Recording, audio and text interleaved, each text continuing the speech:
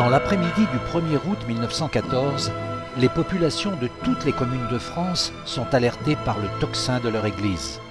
Le président de la République, par décret, vient d'ordonner la mobilisation générale. Au total, la guerre a fait 9 millions de tués au combat, 8 millions de victimes civiles et 20 millions de blessés. Aucun conflit dans l'histoire n'a été aussi meurtrier. Proportionnellement, c'est la France qui a été le plus touchée et qui aujourd'hui se souvient.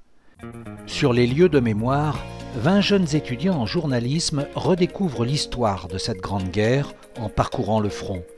Réunis par l'association Sur les pas d'Albert Londres, le groupe est composé de Français, d'Allemands, de Belges et d'un Colombien. Encadrés par des professionnels, ils forment une petite rédaction internationale qui, durant l'été 2014, a réalisé des reportages vidéo, radio, nourri un site web, écrit des articles.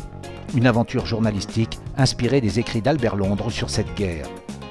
Nos jeunes reporters sont allés sur les lieux de mémoire en France et en Belgique, visitant les musées, mais aussi les hauts lieux des batailles. Dans la Somme, à Verdun, en Alsace, s'imprégnant de la vie dans les tranchées et 100 ans après, prenant conscience des conséquences encore prégnantes aujourd'hui de cette grande guerre. Mais ils ont aussi organisé des débats sur le patriotisme, sur les guerres d'aujourd'hui, sur le journalisme, sur l'Europe. Les concours sont très chers et souvent inabordables pour des élèves qui viennent, comme moi, d'une petite bourgade éloignée. Et donc pour nous, Albert Londres, c'est vraiment une possibilité de pouvoir rencontrer des professionnels, de pouvoir travailler en synergie avec eux. Moi je m'appelle Hassan Youssoufa. Si je suis là, c'est grâce à l'association 1000 Visages qui m'a encouragé à aller vers mon désir de faire du journalisme.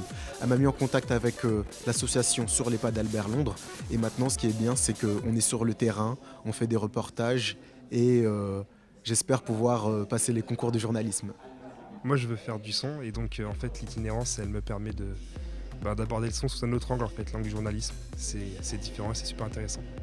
Moi j'ai la double nationalité, Kirsten et Asata sont allemandes et tous les trois on fait partie du cursus de journalisme franco-allemand à l'université de Fribourg en Allemagne et à l'école de journalisme de Strasbourg. Les meilleures récompenses des jeunes, ce sont les nombreuses retombées dans la presse lors de l'itinérance, les journaux, mais aussi la télévision. Tous font dorénavant partie de la grande famille des jeunes reporters de Sur les pas d'Albert Londres.